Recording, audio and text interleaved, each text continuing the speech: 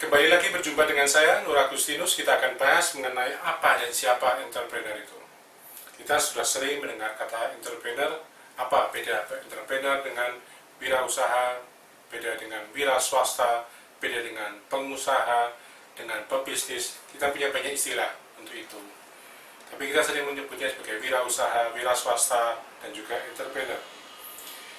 Muhammad Yunus pernah berkata bahwa sejatinya kita semua ini adalah dulunya seorang entrepreneur.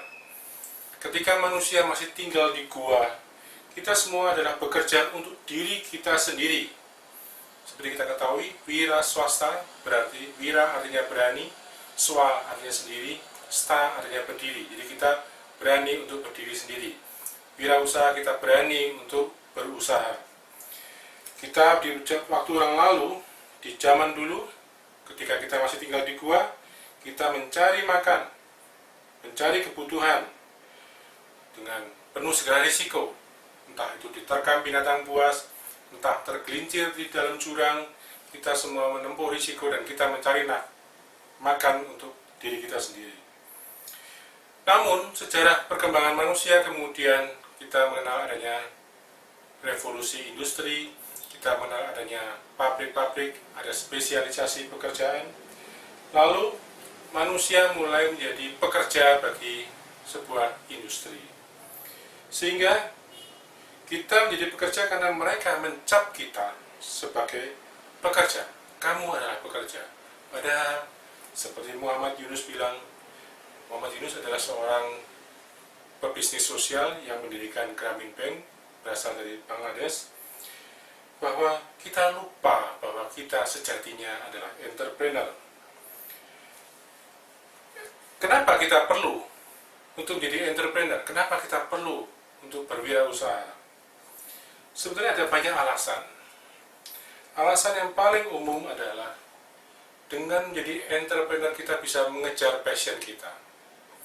Kita sebetulnya bagi yang sudah kuliah atau sudah bekerja dan dulu pernah kuliah, mungkin sekali apa yang menjadi pekerjaan Anda saat ini tidak sesuai, tidak sama dengan studi yang pernah Anda tempuh. Memang secara statistik hanya sedikit sekali orang yang bekerja di bidang yang sama dengan ketika dia kuliah. Kenapa? Misalnya saja satu contoh, dia dulu kuliah di pertanian, tapi kemudian jadi seorang sales di bidang sepeda motor misalnya, karena lowongan pekerjaan yang ada hanya itu, atau dia kemudian menekuni bidang itu.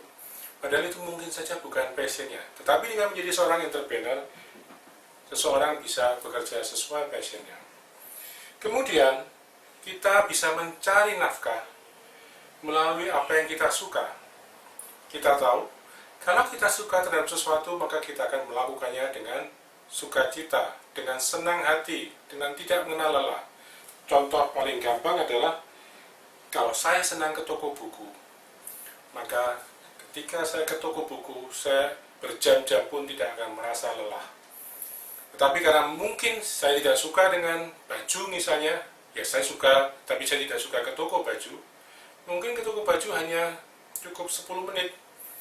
Kalau saya kemudian mengantarkan orang yang menyukai baju dan pergi bersamanya ke sebuah toko baju, dia bisa berjam-jam di sana tanpa merasa lelah, sementara saya 10 menit saja mungkin sudah tidak tahan.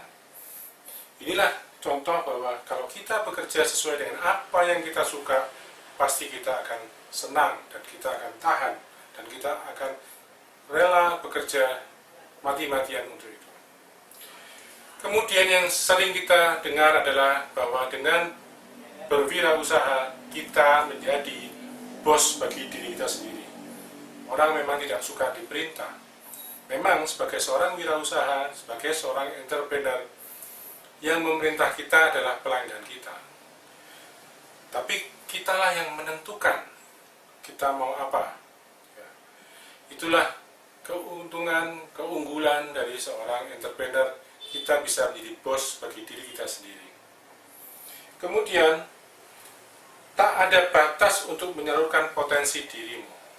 Kalau kita tahu apa yang menjadi minat kita, tahu apa yang menjadi passion kita, dan kita melakukan usaha yang sama seperti minat dan passion kita, maka segala potensi kita bisa kembangkan secara maksimal. Tapi kalau kita bekerja di tempat lain mungkin akan sulit sekali. Misalnya saja, saya punya potensi di bidang seni. Tentu, padahal saya ingin menyalurkan potensi saya ini, tapi tidak bisa. Waktunya mungkin tidak cukup. Kenapa? Karena saya harus bekerja dengan orang lain.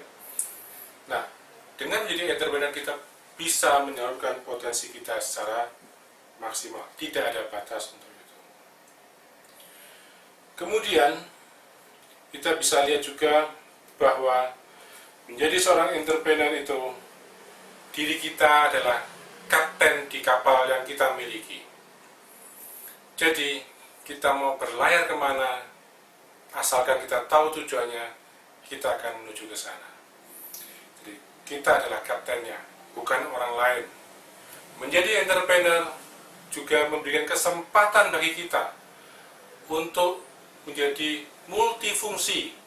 Kalau kita bekerja di perusahaan atau di tempat orang lain, mungkin kita hanya bekerja di satu bidang, satu spesialisasi bidang tertentu saja.